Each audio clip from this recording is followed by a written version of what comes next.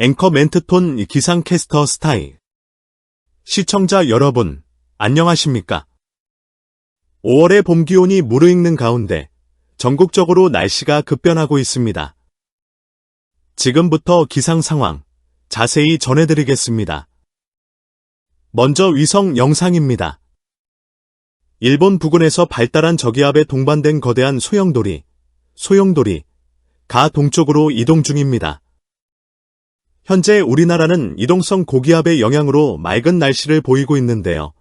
이 고기압도 점차 일본 쪽으로 물러나고 있습니다. 그 빈자리를 중국 내륙에서 피어오르는 비구름이 채워가고 있습니다. 이 구름대, 바로 폭풍을 몰고 옵니다. 계절의 여왕 5월이지만 봄이라고 방심할 수 없는 상황입니다. 남쪽 일본 해상에는 정체전선이 길게 형성되며 비구름이 연이어지고 있습니다. 오키나와 지역은 아직 장마가 공식 발표되지 않았지만 이번 주말부터는 본격적인 장마가 시작될 가능성이 매우 높습니다. 5월 7일 수요일, 일 최고 기온은 경기도 양평 옥천에서 25.7도를 기록하며 전국에서 유일하게 25도를 넘겼습니다. 대부분 지역은 20도 초반의 온화한 날씨를 보였습니다. 같은 날, 최저기온은 강원도 대관령에서 영하 1.9도를 기록했습니다. 깊은 산지에서는 아직도 영하권의 기온이 나타나고 있습니다.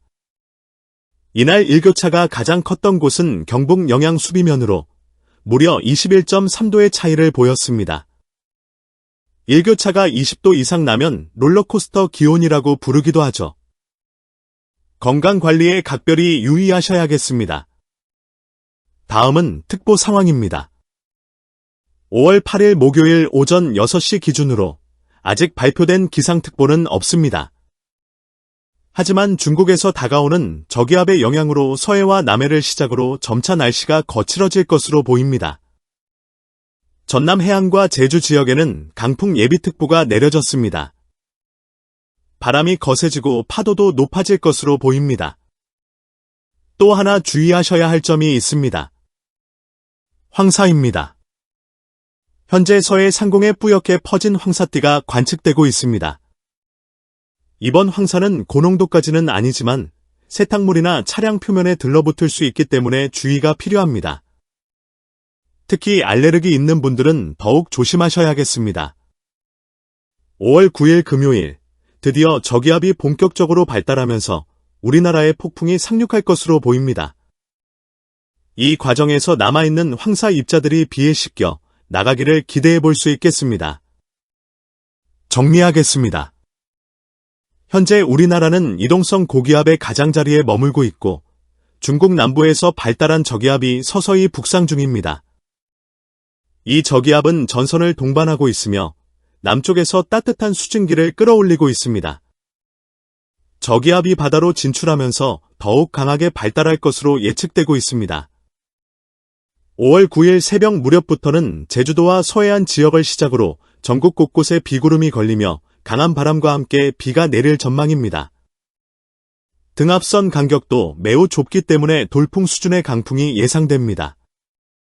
5월에도 이런 폭풍이 간혹 발생하기 때문에 5월의 폭풍 또는 메이스톰이라고 부르기도 하죠. 이상으로 기상정보 전해드렸습니다. 변화무쌍한 봄철 날씨, 늘 최신 정보 확인하시고 안전에 유의하시기 바랍니다. 감사합니다. 시청자 여러분, 안녕하십니까? 봄이 절정으로 치닫는 5월, 따스한 햇살 아래 산책하기 좋은 계절이지만 이번 주에는 봄의 정취를 뒤흔드는 거센 폭풍이 우리를 찾아옵니다. 오늘은 이른바 메이스톰, 5월의 폭풍에 대해 전해드리겠습니다. 먼저 현재 기상 상황부터 짚어보겠습니다. 일본 열도 동쪽 해상에는 거대한 소용돌이, 즉 소용돌이를 동반한 저기압이 위치하고 있으며 이는 빠른 속도로 동쪽으로 빠져나가고 있습니다.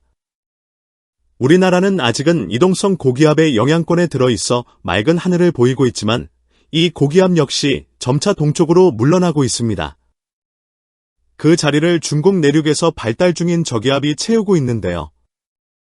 이 저기압이 우리나라로 향하면서 본격적인 봄철 폭풍이 예상되고 있습니다. 이번에 다가오는 저기압은 상당히 빠르게 발달하고 있습니다. 남쪽에서 따뜻하고 습한 공기가 대거 유입되면서 저기압 주변으로 비구름이 짙게 형성되고 있습니다.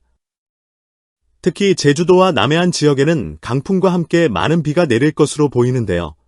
이로 인해 호우와 강풍 관련 예비특보가 이미 발효 중입니다. 이쯤에서 잠시 메이스톰이라는 말의 유래를 되짚어 볼까요? 메이스톰이라는 이름이 본격적으로 사용되기 시작한 계기는 1954년 5월 9일에 발생한 역사적인 폭풍 때문입니다. 그날의 일기도를 살펴보면 울릉도 인근의 중심기압 988헥토파스칼의 저기압이 위치해 있었는데요.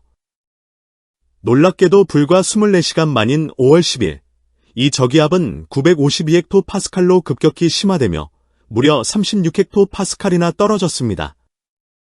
오늘날의 기준으로 보자면 이는 폭탄 저기압 즉 하루 만에 중심기압이 24헥토파스칼 이상 떨어지는 매우 빠른 속도의 저기압에 해당합니다. 당시 이 저기압은 태풍 못지않은 위력을 지녔으며 홋카이도 부근 해역에서는 풍속 30ms를 넘는 강풍이 관측되었습니다. 마침 이 시기는 연어잡이 어업이 한창이던 시기였고 안타깝게도 수십 척의 어선이 조난을 당했으며 361명의 선원이 희생되는 비극이 발생했습니다.